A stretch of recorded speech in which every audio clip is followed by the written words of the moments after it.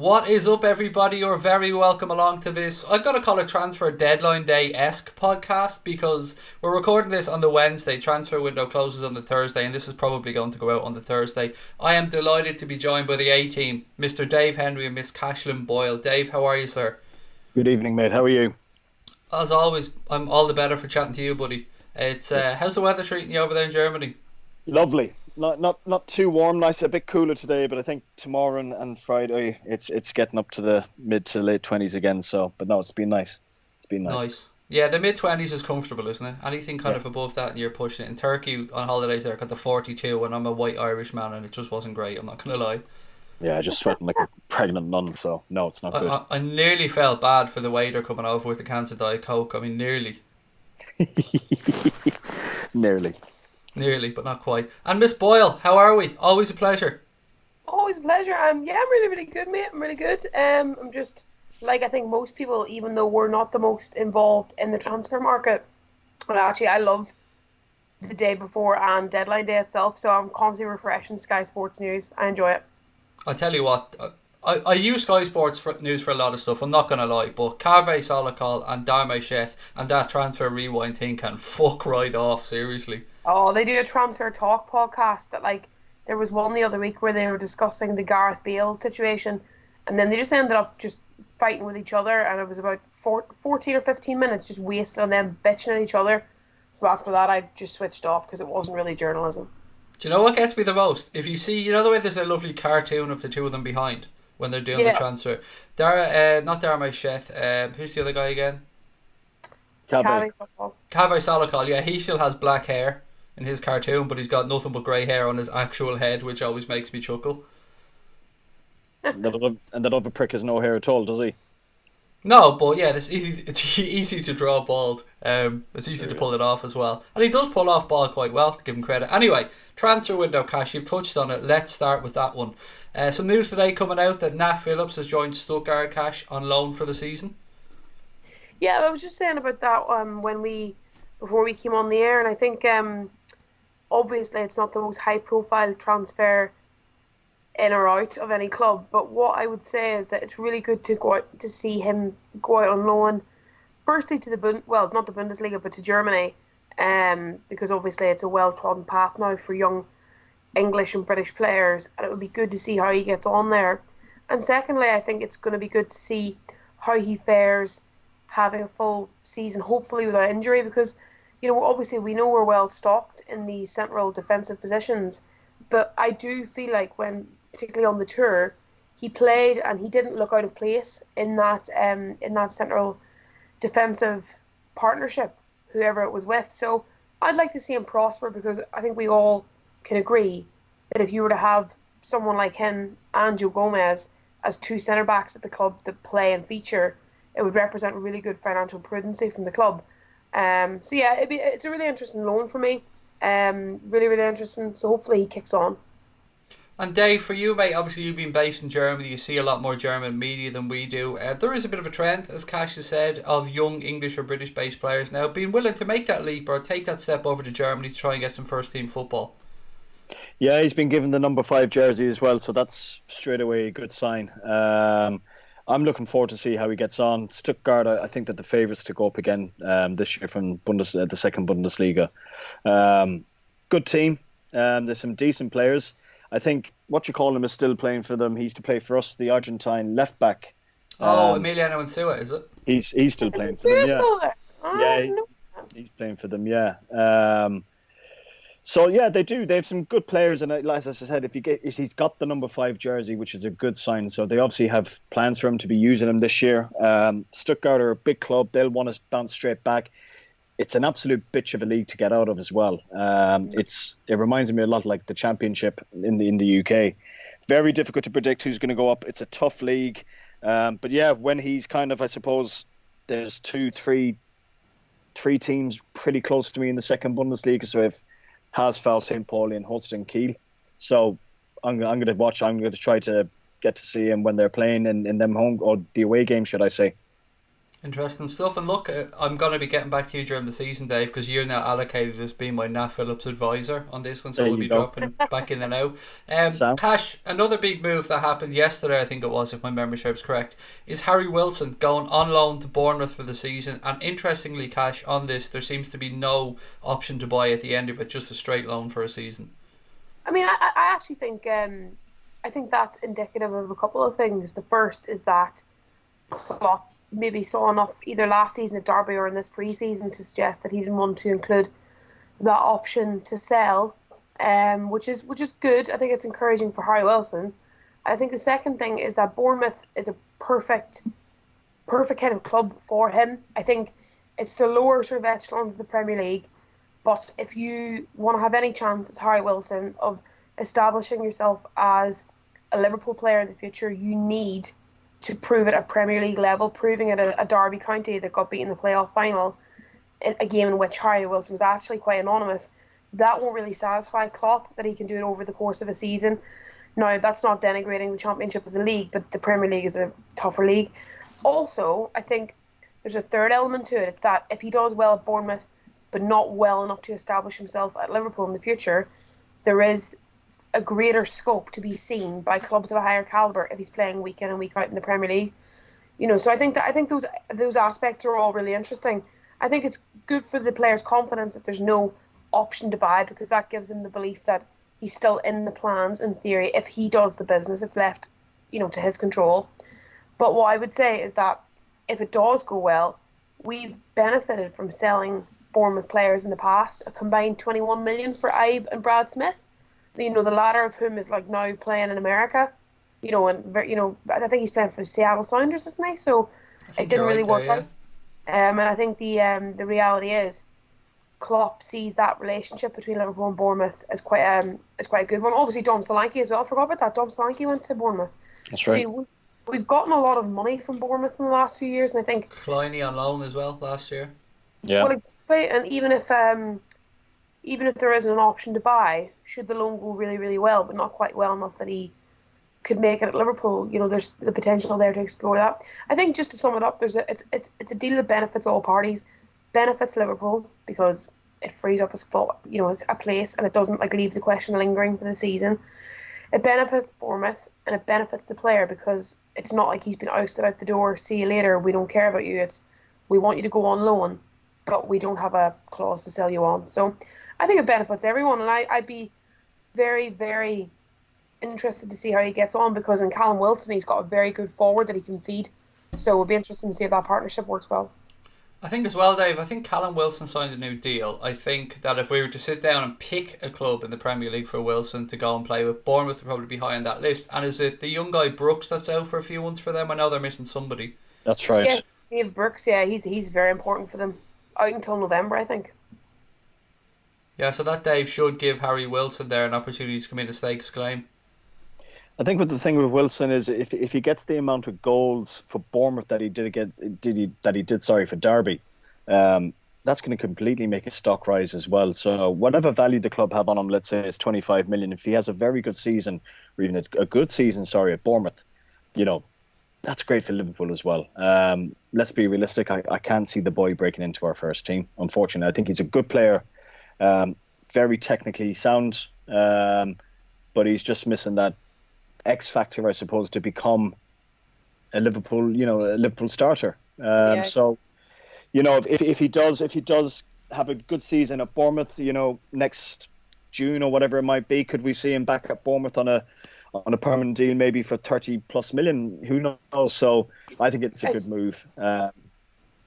Sorry, just a quick point. I didn't mean to interrupt. I think what's interesting is I think Bournemouth are thinking that as well, because Ryan Fraser has 1 year left on his deal and isn't signing a new one. So there's every possibility that he might go out and Wilson should go in. Yeah, that's right. Great shout, that actually. Yeah. And also looking at another young winger at the club who's been linked with a move away, obviously Ryan Kent. It seems I've seen varying figures of what Liverpool are asking for him, but let's say somewhere in the middle seems to be around the 10 million mark.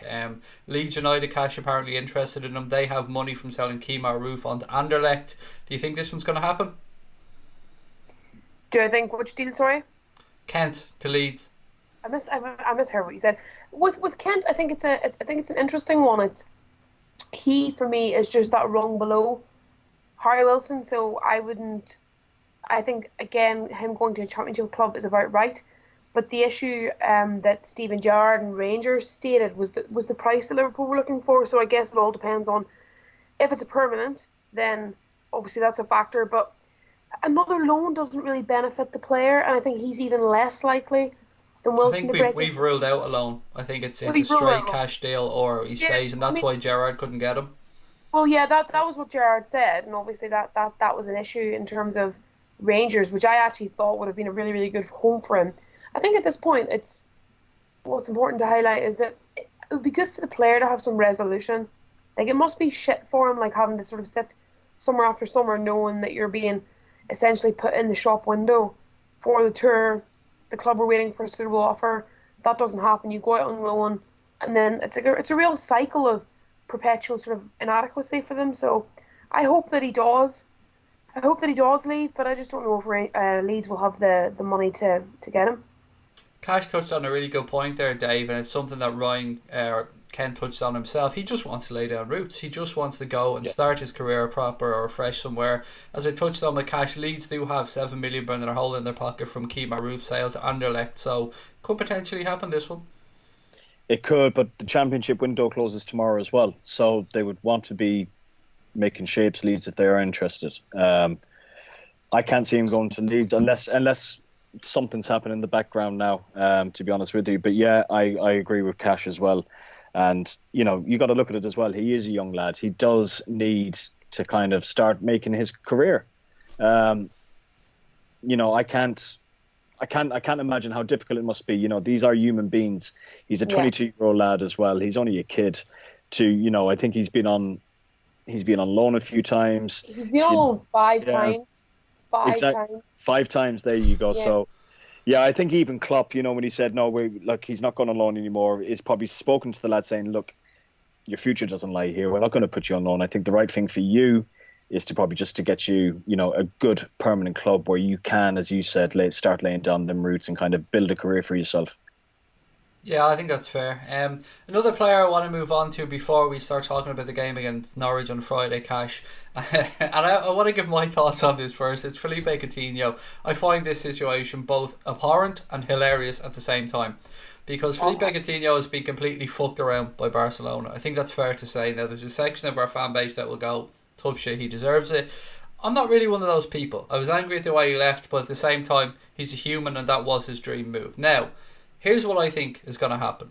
He's not going to end up in the Premier League. It looks like Spurs couldn't get that done. It looks like Coutinho turned it down. It looks like he turned down United. It looks like he turned down Arsenal, although Arsenal are saying they weren't in negotiations. My thoughts are that he may well end up... I'm thinking Paris Saint-Germain, but then long term, I'm looking at it and I'm thinking, do you know what? Paris Saint-Germain might well go for Dybala. So I'm wondering what on earth will happen with Philippe Coutinho. Him and his agent are in a good position right now. They have Barcelona by the short and curlies. I've also seen links today come out for Neymar to Real Madrid. But for you, Cash, what's your thoughts on this Coutinho situation? Have you any sympathy for him? I actually, oddly, I do, and I think, before fans sort of go like, he left us and he's shit and whatever, it's, just rationalise it from a human perspective. You've got to separate the way he left and some of his conduct from what's happened since, because the first thing to say is Jurgen Klopp was right. Do you remember before he left, he said to him, stay here and they'll build you a statue. Go somewhere else and you'll just be another player. And that's exactly what's happened, but actually it's worse than that. He's less than just another player. He's a player that they're actively trying to get rid of, but they're at the same time they're pricing him out of a move / he's not really got any options because of the contract he's on. So, whatever his wrongs and whatever he has done wrong, and there's no doubt that there were massive wrongdoings on his part, he's being punished. Like, he's been punished quite severely in terms of, the regret surrounding it all. And I remember when he was leaving, he did an interview with a journalist. I think he and his wife and his daughter were at Luton Airport and they were waiting to fly out. And I remember that, from the pictures from this interview, he genuinely looked like ecstatic. He looked delighted, and while I don't agree with how he behaved and what he did, it was clear that it was in pursuit of a dream that he thought he would have the capacity to fulfill. And not only that, he would be given the time to fulfill, like at Barcelona. But the reality is, I've touched on it in previous podcasts that we've done, I don't believe that he's mentally really strong enough to survive without the infrastructure that he had and took for granted at Liverpool.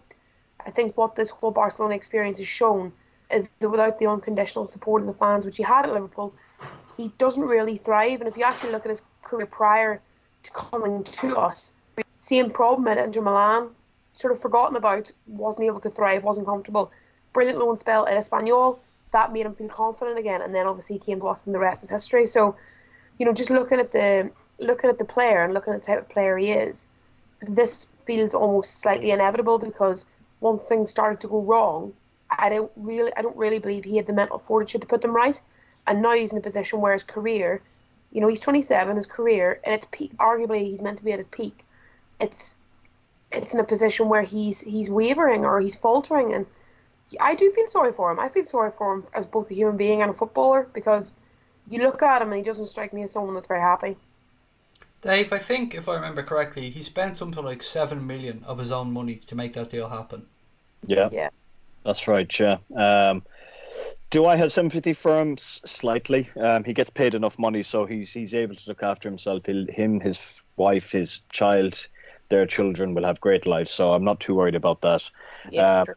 Where do I think he'll end up? I think he could end up at Bayern Munich if Man City really dig in their heels with this Sané thing.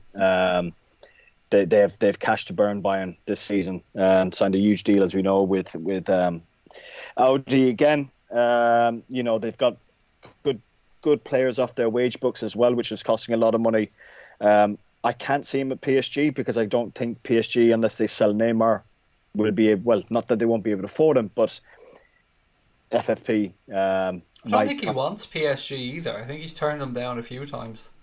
But I'm just with that. His only other option really is Juventus, and I don't think they'll be signing him, or Real Madrid, and he definitely won't go there unless he really wants to stick two fingers up at Barcelona.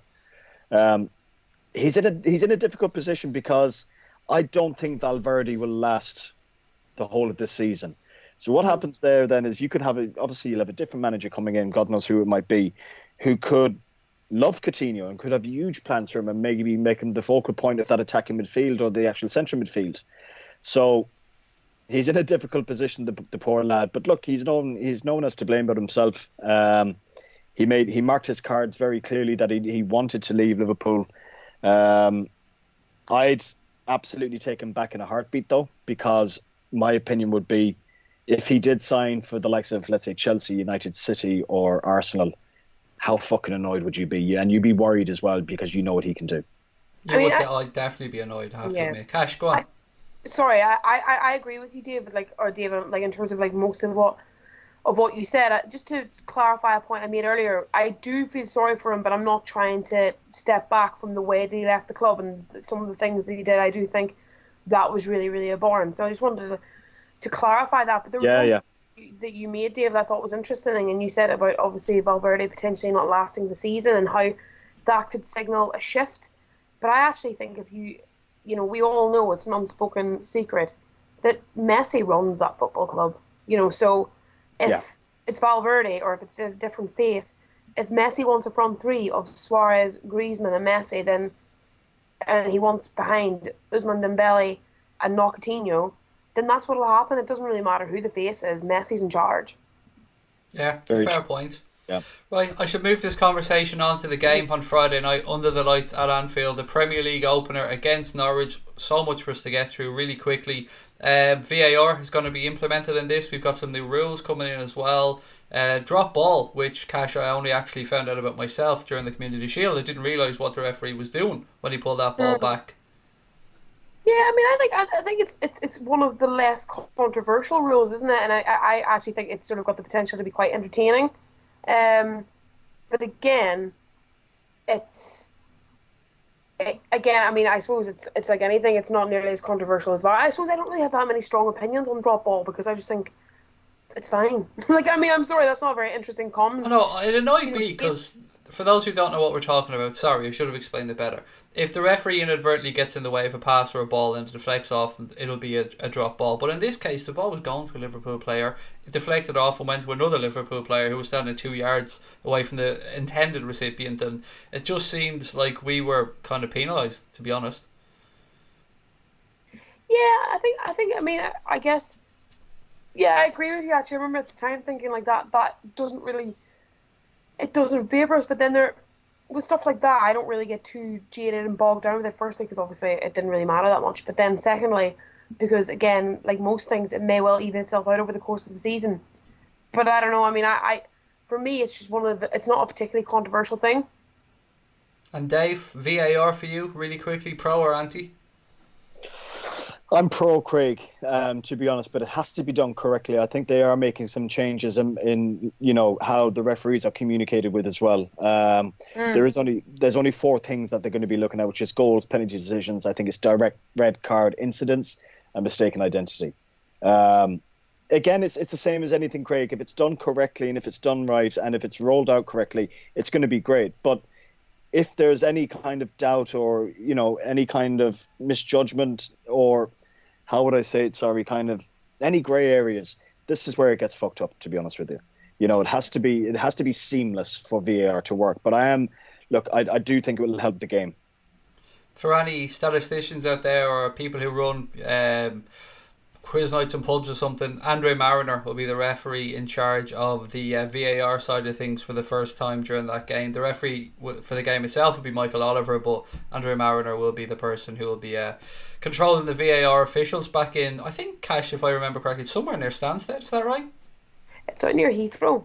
Heathrow. I knew it was one of those London airports. Down in that there London. That there, London. It's not near it's not near the Sky Sports studios in Oxbridge. Of course it is. Of course it is. Of course it is. Like, I mean, again, another podcast, the Football League show, the Totally Football League show with like Caroline Barker and people like that. I mean, I listened to that and they were saying about she and a couple of the pundits on the show, Sam Parkin, who everybody will be familiar with, and Adrian Clark. They all went to like a VAR like day or like a sort of a tutorial learning day out at the aforementioned studios in Oxbridge, and she was saying that although VAR is very flawed still, and obviously there's still the capacity for human error, what would be good to see is for everyone to know what actually happens in those studios, because there is a lot of detail. There's a lot going on that the average bystander doesn't see at a game. So maybe if the whole process of exactly what happens and the complications involved in it were better explained and better sort of made more transparent, there'd be a higher degree of sympathy to the fact that there have been teething issues with it. And I just thought that was a really interesting point, because a lot of people's issues with VAR are not that the game shouldn't evolve, but that the issue is it's not transparent enough. You don't know what's going on if you're at the games. The referee, until this year, had to run to the sideline. It was disruptive, etc. and so on. So I think there's a lot to be said for people actually seeing what happens in those studios. And I just thought that was an interesting point. No, I think it is. I think it's a very well made point as well.